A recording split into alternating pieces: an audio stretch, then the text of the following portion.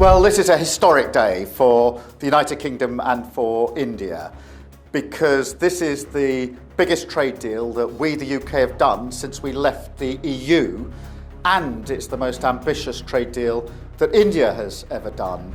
After over 3 years of negotiation, beginning in January 2022 with a 9-month pause in 2024 due to elections in both countries, India and the UK have finally concluded a landmark free trade agreement and a double contribution convention. Talks resumed in February 2025 under UK Prime Minister Keir Starmer, with the final rounds involving intense discussions to resolve last-minute issues on tariffs, mobility and market access. Prime Minister Narendra Modi took to X to break the historic news, stating that he was delighted to speak with my friend PM Keir Starmer. In a historic milestone, India and the UK have successfully concluded an ambitious and mutually beneficial free trade agreement along with a double contribution convention.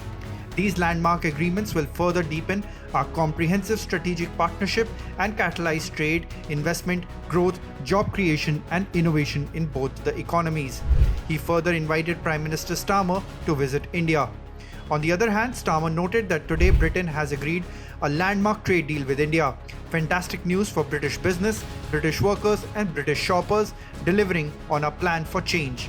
Good to speak to Prime Minister Modi as we mark this historic moment. Following an April 28 visit to London by Union Commerce Minister Piyush Goyal, both countries had anticipated announcing the conclusion of negotiations on April 29th, but discussions were extended at the last minute. According to the UK government's latest trade data, India was Britain's 11th largest trading partner in 4 quarters to the end of Q4 2024 and accounted for 2.4% of total UK trade. Well, this is a historic day for the United Kingdom and for India, because this is the biggest trade deal that we, the UK, have done since we left the EU, and it's the most ambitious trade deal that India has ever done. And this will be measured in billions of pounds into our economy and jobs across the whole of the United Kingdom. So it is a really important, significant day.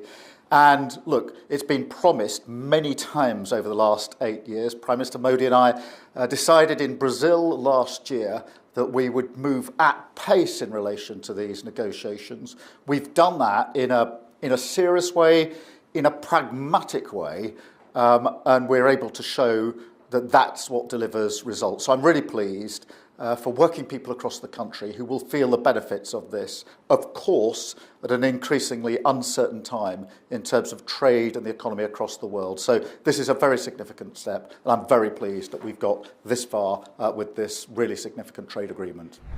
Here are the key highlights of the deal. 99% of Indian exports to benefit from zero duty. It opens up massive export opportunities for labor-intensive sectors such as textiles, marine products, leather, footwear, sports goods and toys, gems and jewelry, and other important sectors such as engineering goods, auto parts and engines, and organic chemicals. India will gain from the UK's strong FTA commitments in services like IT, finance, professional and educational services, creating new opportunities and jobs.